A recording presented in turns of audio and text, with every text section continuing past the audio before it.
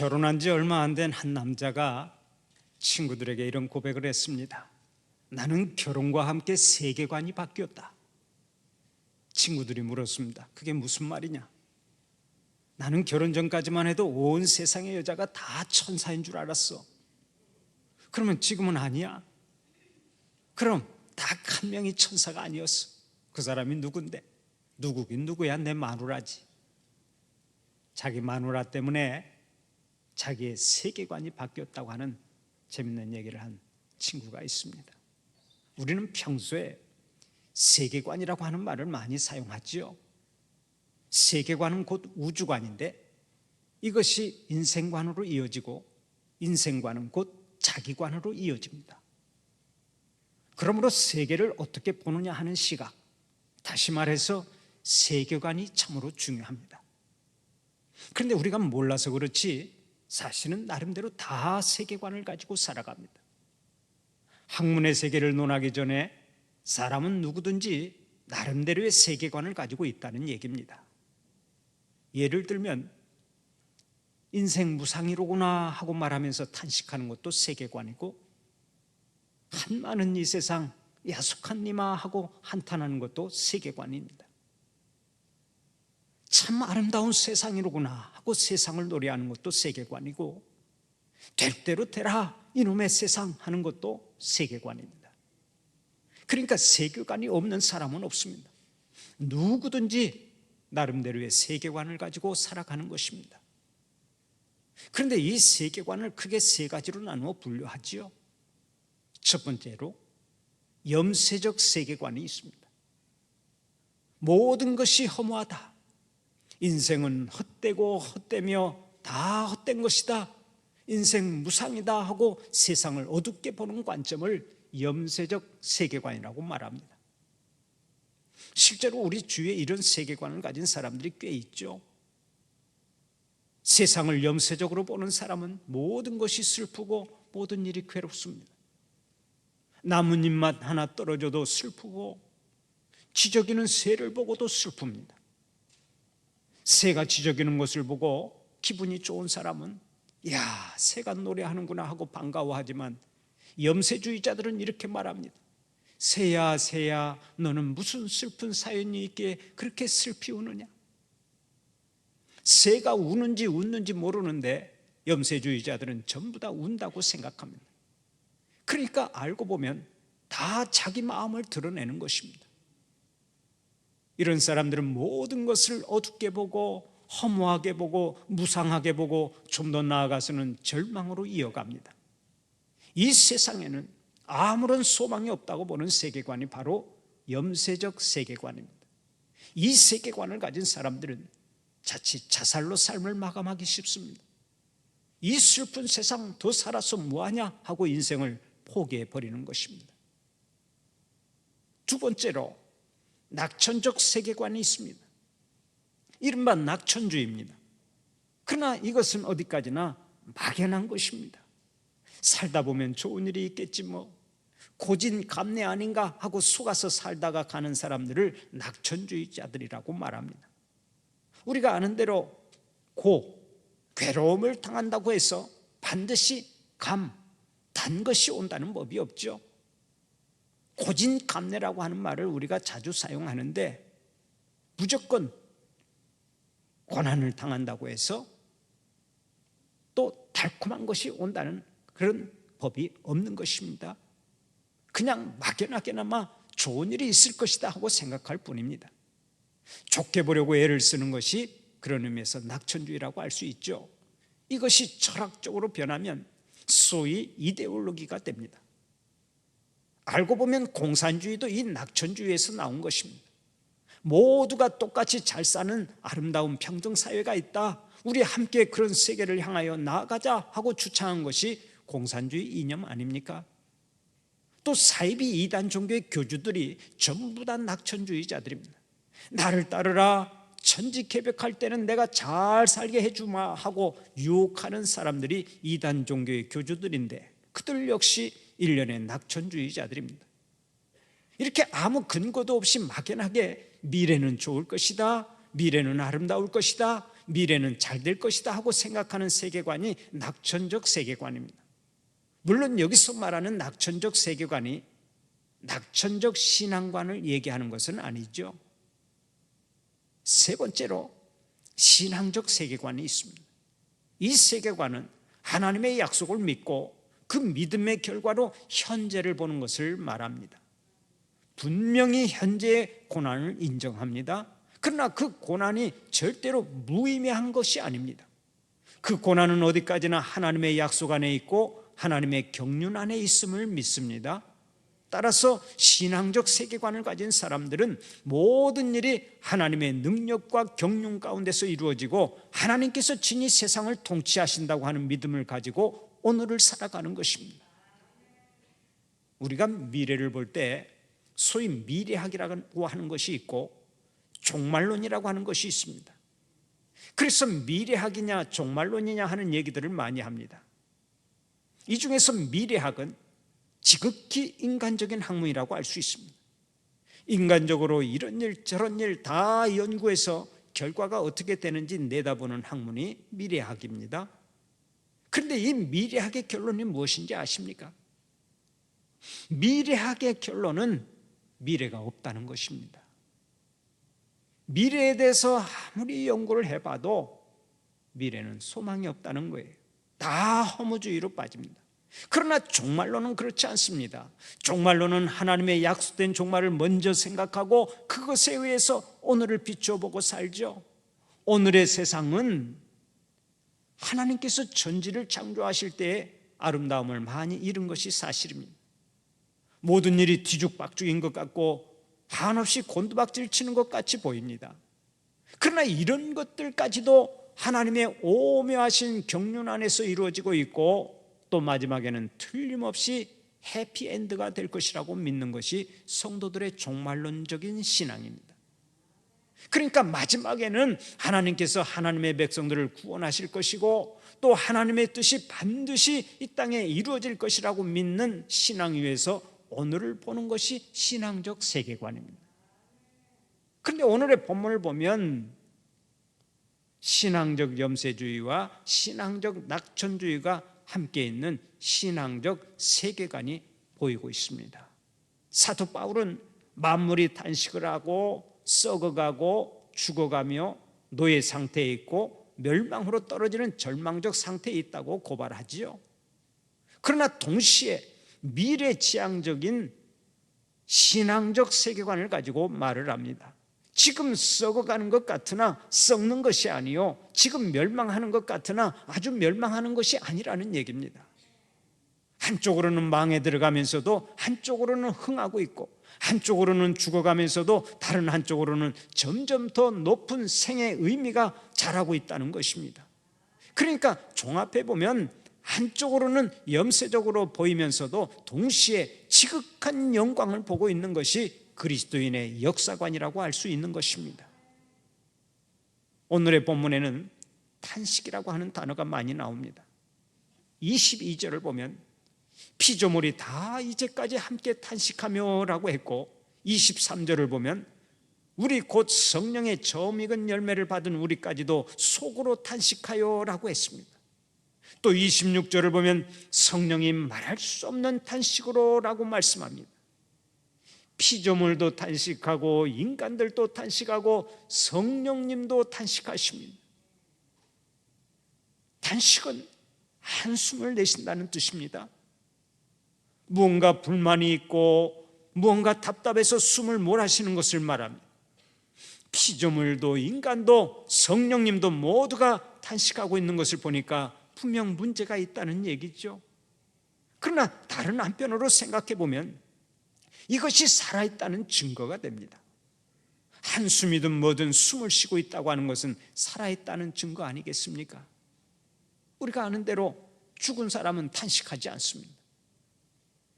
시체는 탄식하지 않는 것입니다. 한 노인이 밤중에 잠을 깨서 친구에게 투덜거렸습니다. 한밤중에 잠을 깨는 건 정말 성가신 일이야. 그러자 친구가 이렇게 말했습니다. 그래, 그것은 성가신 일이야. 하지만 네가 아직도 살아있다고 하는 것을 확인하는데 그것만큼 좋은 방법이 또 있겠나? 삶에는 양면성이 있습니다. 사람이 코를 골며 자는 것도 마찬가지입니다. 대부분의 사람들이 옆에 있는 사람이 코를 심하게 골면 잠을 잘 못 잡니다. 그런데 코를 골며 잠을 잔 사람에게 당신 때문에 잠을 못 잤어, 무슨 코를 그렇게 심하게 고는 거요? 하고 불평 좀 하면 이렇게 응수하는 사람이 있습니다. 내가 코를 고는 것은 내가 살아있어 하는 것을 알려주는 하나의 사인입니다. 너무 비난하지 마십시오. 죽은 사람이 코 고는 걸 본 적 있어? 이렇게 따지고 드는 사람이 있는데요, 그런 말을 들으면 또 공감이 가는 부분이 있지 않겠습니까? 삶의 어두운 진실 너머에는 반드시 밝은 면이 있습니다. 그러므로 신앙인들에게는 탄식조차도 감사할 일입니다. 내가 탄식하는 순간 하나님께서 나와 함께 하시고 나의 탄식을 통해서 하나님이 일하시기 때문에 그렇습니다. 앞에서도 언급했지만 이 땅의 모든 피조물과 인간이 탄식하고 있습니다. 성령님께서도 탄식하고 계십니다. 하지만 탄식의 이유는 서로 다릅니다. 성령님은 안타까워서 탄식하십니다. 인간은 괴로워서 탄식하지만 성령님은 안타까워서 탄식하시는 것입니다. 그러면 피조물은 왜 탄식합니까? 피조물이 왜 허무한데 굴복하고 썩어짐의 종로를 타고 있습니까? 그 이유는 바로 인간 때문입니다. 우리들 때문입니다. 피조물은 자신들의 죄 때문에 탄식하는 게 아닙니다. 오직 인간의 죄 때문에 허무한데 굴복하고 썩어지고 탄식하는 거예요. 하나님이 원래 세우신 자연의 질서는 하나님, 인간, 자연의 순서였습니다. 그런데 자연을 다스려야 할 인간이 타락하면서 그 아래에 있던 피조물도 함께 타락하고 저주를 받게 된 것입니다. 마치 집안의 가장이 실패하면 온 가족이 고통을 당하는 것과 똑같습니다. 그렇다면 피조물과 우리 인간 세계를 위해서 우리 한 사람 한 사람이 아름답고 행복하게 살아가는 것이 그 얼마나 중요한지 모릅니다. 나 한 사람이 참으로 중요한 거예요. 나 한 사람이 행복하게 살아가는 것, 나 한 사람이 다른 사람들의 축복의 통로가 되어 살아가는 것, 그것이 참으로 중요하다는 것이죠.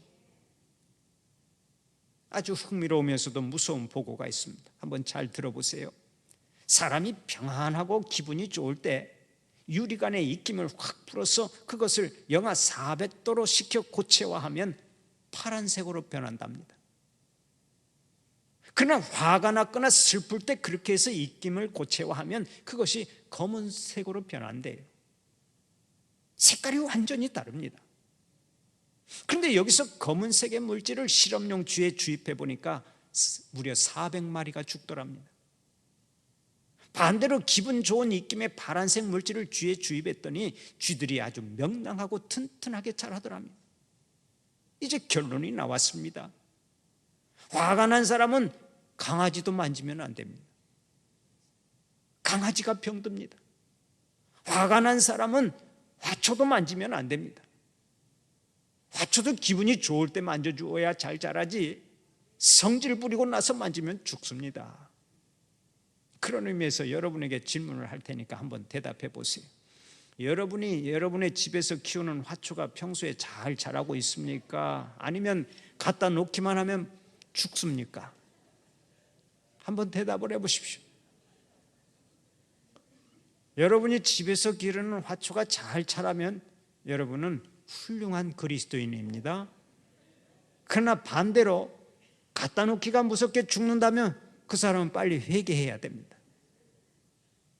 여러분, 부부싸움을 하고서도요, 부부싸움을 하고서 바로 자기 어린아이에게 젖을 먹이면 그 어린아이가 어떻게 되는 줄 아십니까? 즉각 설사를 하고 맙니다. 그 다음 날에는 감기에 걸려서 고생합니다. 아이가 큰 해를 입는 거예요. 내 심장이 쿵쿵쿵쿵 뛰고 입에서 독한 입김이 나오는데 내 품에 안고 있는 자식이 어찌 해를 입지 않겠습니까? 내가 기쁨 속에서 아이를 품어야 아이도 편안하게 잘 자라는 것입니다. 이것을 우주적으로 확대해 봅시다. 우리들이 싸우고 죽이고 독을 품고 원수처럼 살아가면 자연이 어떻게 되겠습니까? 지금 러시아와 우크라이나처럼 그렇게 서로 포를 쏘아대면서 총질을 하고 전쟁을 일으키면 사람만 죽는 것이 아니라 자연이 다 패망하게 되는 거예요. 우리들이 싸우고 죽이고 독을 품고 원수처럼 살아가면 자연도 완전히 피폐하게 되는 것입니다. 농사도 잘 될 턱이 없습니다. 동물들이 잘 살 수가 없습니다. 만물이 다 같이 고통을 받고 다 같이 저주를 받는 것입니다. 그러므로 우리는 사명감을 가지고 잘 살아야 합니다. 누구보다 행복하게 살아가면서 이 세상의 모든 피조물에게 선한 영향력을 끼쳐야 하는 것입니다. 우리가 아는 대로 말은 사람을 잘 태우고 다닙니다. 그런데 사람이 좋은 일로 말을 타고 다니면 말이 좋아하겠지만 강도짓 하려고 말을 타고 다니면 싫어할 것입니다. 피조물도 썩어짐의 종로로 타는 것을 원하지 않습니다. 하다못해 그릇도 마찬가지입니다. 그릇이 허구한 날 술잔으로만 쓰이면 아마 이렇게 말할 거예요. 내 팔자가 참으로 기구하구나. 그릇이 말을 한다면 이렇게 말할 거라는 얘기입니다. 무엇이든 좋은 일에 쓰임받아야 즐거운 것입니다. 이는 집도 그렇고 동물도 그렇고 자연도 그렇고 모든 것이 다 그렇습니다. 귀하게 쓰임받으면 즐겁지만 더럽게 쓰임받으면 탄식하는 것입니다. 그래서 오늘의 본문을 보면 더럽게 쓰임받는 만물이 탄식을 한다고 말씀합니다. 화무한 것에 굴복하는 것이 싫고 무가치한 것에 끌려가는 것이 싫고 썩어짐의 종로로 타는 것이 못마땅해서 만물이 탄식을 한다고 했습니다. 그러면 모든 피조물의 소원이 무엇이겠습니까? 이제 그 저주로부터 자유하는 것이 소원입니다. 이것을 오늘의 본문 21절에서 이렇게 말씀하고 있습니다. 그 바라는 것은 피조물도 썩어짐의 종로로 단 데서 해방되어 하나님의 자녀들의 영광의 자유에 이르는 것이니라. 피조물도 썩어짐의 종로로 단 데서 해방되어 하나님의 자녀들의 영광의 자유에 이르기를 원합니다. 얼마나 좋습니까? 꽃은 꽃대로, 나무는 나무대로, 동물은 동물대로, 물고기는 물고기대로 다 같이 재구시를 하고 하나님께 영광을 돌리는 우주적 구원의 날이 오면 이보다 좋을 수 없는 것입니다. 우리는 이 우주적 구원이 완성되는 날을 기다리면서 계속 기도하며 사명 잘 감당해야 될 줄로 믿습니다. 다음으로 오늘의 본문 24절 25절을 보면 이렇게 말씀합니다. 우리가 소망으로 구원을 얻었음에 보이는 소망이 소망이 아니니 보는 것을 누가 바라리요?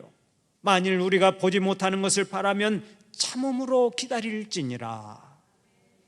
하나님의 나라는 지금 미래지향적으로 세워지고 있고 확장되고 있습니다. 그렇다면 하나님 나라의 완성을 위해 우리는 어떤 자세를 가져야 하겠습니까? 먼저 인내하는 자세를 가져야 합니다. 오늘의 본문 25절을 보면 이렇게 말씀하죠. 만일 우리가 보지 못하는 것을 바라면 참음으로 기다릴지니라. 앞에 있는 것을 바라보면서 나아가는 자는 잘 참아야 합니다. 이 인내는 절대로 무리수가 아닙니다. 미래적인 소망이 확실히 믿어지기만 하면 오늘 참는 것은 아무런 문제가 되지 않기 때문입니다. 신세 타령, 팔자 타령하면서 참는 것은 어떤 의미에서 참는 것이 아닙니다. 미래지향적인 신앙을 가지고 참는 것이야말로 진짜 참는 것이라고요. 하나님 나라의 완성을 바라보며 오늘 여기서 끝까지 인내할 수 있는 여러분들이 되시기를 축원합니다. 다음으로 보이지 않는 것을 보아야 합니다. 오늘의 본문 25절을 보면 이렇게 말씀하죠. 만일 우리가 보지 못하는 것을 바라면 참음으로 기다릴지니라. 우리가 하늘의 영광을 기대하며 살아간다면 오늘 여기서 믿음으로 생각하고 믿음으로 말하고 믿음으로 일하고 믿음으로 보아야 하는 것입니다. 이 땅에서 하나님의 나라가 이루어지는 것을 보고 믿음의 역사가 여기저기서 나타나는 것을 먼저 우리가 눈으로 보아야 합니다. 하나님을 느끼면서 보이지 않는 것을 보는 신앙으로 기다리고 또 기다려야 하는 것입니다. 물론 기다리되 기쁨으로 기다려야 되겠죠. 여러분이 하나님 나라의 완성을 기대하며 보이지 않는 것을 볼 줄 아는 믿음의 사람들로 살아가시기를 축원합니다. 우리에게 귀한 깨달음을 주는 예화가 하나 있습니다. 잘 들어보세요. 지금 제 앞에 아주 귀한 강철이 하나 있습니다. 이 강철을 그대로 빨면 $5를 받을 수가 있습니다. 그러나 이것으로 말의 편자를 만들어 빨면 $10를 벌 수가 있습니다. 한 걸음 더 나가서 이것으로 바늘을 만들어 팔면 $300를 벌 수 있습니다. 그런가 하면 이것을 더 두드려서 날카로운 면도칼을 만들어 팔면 $3,000나 벌어들일 수 있습니다. 또 이것으로 시계 속에 들어가는 정밀한 스프링을 만들어 팔게 되면 $30,000나 되는 돈을 벌어들일 수가 있습니다. 분명히 똑같은 재료입니다. 그러나 그것을 두들겨 연단할수록 그 강도는 더 높아집니다. 값어치도 점점 더 나가게 되는 것입니다. 마찬가지입니다. 하나님의 사랑받는 자녀인 우리도 연단을 받을수록 더 귀한 존재가 되고 하나님께로부터 귀하게 쓰임받는 믿음의 사람들이 되는 것입니다. 우리가 살고 있는 이 세상에 참으로 어둡습니다. 전쟁과 재난이 끊이지 않습니다. 지금도 전쟁 때문에 러시아와 우크라이나에 사는 젊은 병사들이 수십만 명이 희생을 당했고 지금도 우리가 예배드리는 이 순간에도 수도시 많은 생명들이 꽃잎처럼 떨어지고 있습니다. 또 지진으로 인해서 많은 생명들이 희생이 되었고 많은 피해를 입었습니다. 그뿐 아닙니다. 이상기후로 인해서 우리의 미래가 불투명합니다. 가치관의 혼란, 인생관의 혼란, 세계관의 혼란이 난무합니다. 윤리와 도덕도 땅에 떨어졌습니다. 예수 잘 믿고 살기가 심히 어렵습니다. 그러나 그럼에도 불구하고 우리는 신앙생활을 잘해야 합니다. 왜 그렇습니까? 우리는 현재를 보고 사는 존재가 아니기 때문에 그렇습니다. 장차 우리가 누려야 할 영광은 이 세상의 그 어떤 고난이나 영광과 비교할 수가 없습니다. 사랑하는 우리 성도들은 하나님을 전적으로 믿는 믿음 가지고 이 세상의 그 어떤 시련도 다 이겨내시기를 바랍니다. 가난도 이겨내고 질병도 이겨내고 고난도 이겨내고 죽음까지도 능히 이겨내서 우리 하나님 앞에 설 때 영광의 면류관, 승리의 면류관, 생명의 면류관을 받아 쓰는 믿음의 주역들이 되시기를 간절히 축원합니다.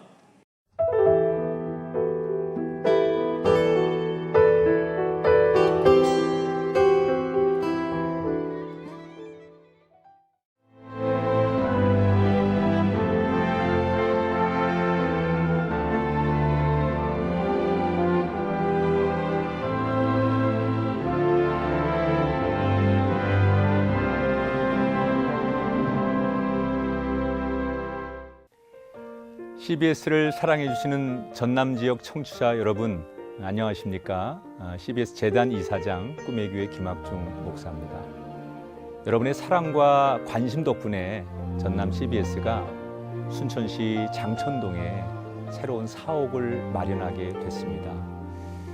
이 방송국 사옥이라는 것은 단순히 건물을 짓는 의미에 지나지 않습니다.